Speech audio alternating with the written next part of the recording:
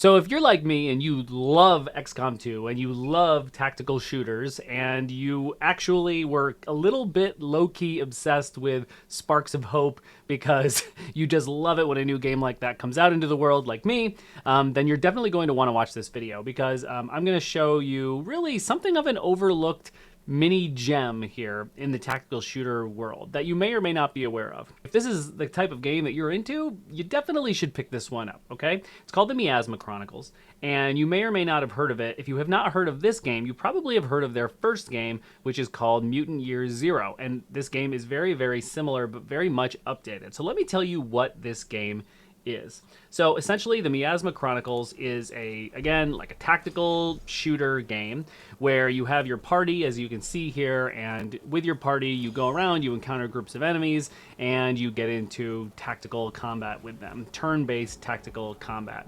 But what makes this game really different is this mechanic here. There is so much stealth involved in this game. This is something that you saw this developer work with a lot in Mutant Year Zero. The developer is called the Bearded Ladies. And what you see here is just something a little bit different, because the question is what happens before the combat? So you can see here in this scenario, we have Scout, a witch doctor here, we have Skull Crusher, we have all these folks that are here, and these squares here represent where they can see us. If we step into those squares, they can see us. When I click the left mouse button, then we will crouch. Like you can see that all of my characters in my party are crouched, and so that reduces the visibility because I've now gone into stealth mode. And it is absolutely necessary to use stealth mode when you're playing this game, because what you do is you'll split up the members of your party. Like you can see that her character's name is Jade, is sort of my sniper. And you see I go into this ambush mode and I can start to essentially freeze all the action, any of the patrols going on, and then light them up. So this is something that you would see in XCOM from time to time, sure, when you're setting things up, but you wouldn't be able to freeze the action in this way. There wasn't much of a stealth element because it just wasn't part of it. This is very different. You really need to think about what you're doing before you engage in combat, because you want to get everything set up position-wise so that you're in good shape, but you also need to thin out the herd. Generally, you are overwhelmed with enemies in this game. It's a difficult game, and you can see here, got a silent kill there, took it out, and nobody else heard, and so now it's going to kick me right out of ambush mode, and I can go back to free walking around. So you were able to thin the herd. That is by far the biggest difference in this game. There are some other big differences, though, that actually make a huge difference, and one of them is that there's almost a weird survival horror-ish kind of element here.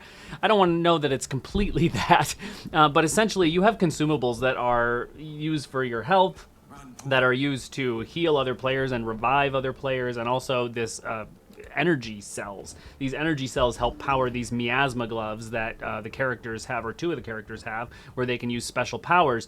You're always running out of health, you're always running out of energy, and the way to refill them inside or outside of combat is only with these consumable items, which are expensive.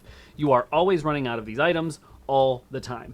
And that makes it very, very difficult to think about when you're going to use it, how you're going to use it, etc. You only heal a very small amount of health between combat encounters, and so this makes it quite difficult. You're often playing without 100% health when you go into a new encounter. That's just how it works. But you can see combat-wise, very similar to XCOM. You have your health bar of the enemy here. It shows you your percentage to hit that enemy, as well as the 25% there was critical.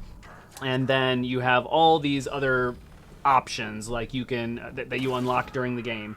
You can shoot and inflict fire damage on somebody. You see here you have the classic Overwatch mechanic that just happened. All of these types of things, and that is it's just really good stealth-based combat with some caveats. And that's why I think this game is definitely something that I would recommend. Also, it's gorgeous. Like, this game is gorgeous. Just look at it. Like, it is beautiful. It is extremely well designed. It's this beautiful post-apocalyptic world, similar to Mutant Year Zero with the post-apocalypticness. And it's just really beautiful to move through. The environments have a lot of character to them. So for all of these reasons, I definitely think you should play this game. There's a couple things, though, that I have to mention. First of all, this game is really hard, like harder than XCOM 2. And the reason I say that is for a couple of reasons. One, the consumables piece of it, it's a core gameplay element, and you could never change that in Miasma Chronicles because it's so core to its unique differentiator. But At the same time, it makes it really hard. And I will say that there is a cover system. So you have half cover and full cover. And, you know, you can see here we have one character here in half cover. It looks like every character is in half cover right now. And there are some full cover places. If you were to get over here where this mouse is, you'd probably be under full cover. Thing is, the game is not balanced well when the enemies are shooting you. I would say enemies almost never miss. Like, it literally feels like 90% of the time enemies will hit you. And when your consumables are so scarce to heal health and revive your teammates, that puts you in a really difficult position. I mean, you are always coming out of encounters with no health, and you are often coming out of encounters with almost no consumables left, and you have to go and buy some more, and you can only buy a few because they're so expensive to buy. So I find this game a little bit too difficult. Not that it's too difficult to play. I've got 21 hours in it. I'm almost finished with the story, and so that is a minor gripe. Other gripe I'll say about this one is that the story kind of leaves something to be desired. You know, the basic story here is that it's about 200 years in the future, and this thing called the miasma has sort of taken over the world and like destroyed everything because, you know, there's a twist on this. It comes out later. Maybe it's not so evil, etc. But now there's all these monsters, and you're fighting the monsters and fighting this miasma entity and all these types of things. It's just a little, you know, the writing is lacking a bit. Let's put it that way. There are some, there's just some sort of cheesy dialogue, not amazing dialogue, and the game is incredibly linear, which is fine, by the way. I have no problem with the game being as linear as it is, but it, you know, it kind of drags a bit. It probably needs to be about 5 hours shorter than it is, just because the combat encounters take so long because of the scarcity of consumables. Like, you're never getting a power fantasy with this game. You're always like barely squeaking out alive. And so it can be a little long considering that the story is, you know, a little bit uninspired. That's fine. I don't play these games for the story. I play them for the combat. So that's fine. I also enjoy the minor exploration in this game. It is very linear, but you are forced, and you see over here, there's this green thing over here, this white thing over here that are on the battlefield. After this battle is over, those are things I'm going to go pick up, right, that help me buy consumables. Essentially, it's the currency, which is plastic, and then I can go pick up some consumables.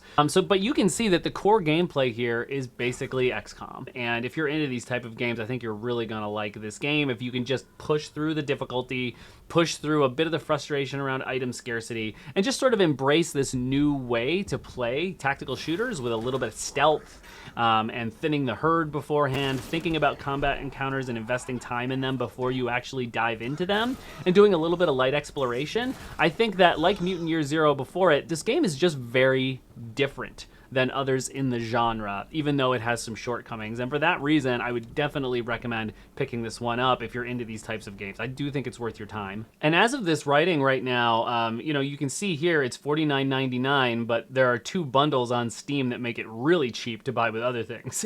You can buy it with Mutant Year Zero, it looks like, for $12.59 right now, and you can buy it with Lamplighters League, which I have not played. Let me know in the comments if you think I should play that. So these bundles are pretty cheap. So, you know, it could be well worth your time, for sure. Have you played this game? Do you like tactical shooters? Does this look like something you would play? Or do you have like, let's talk about it if you've played this. I'd love to hear your thoughts on it as well. Oh, and I'm a small channel, just a little tiny channel, so a like and subscribe really does go a long way to helping me bring more sweet video goodness to you and your computer and your house. Okay, all right, I'll see you in the next video. Don't forget to have fun.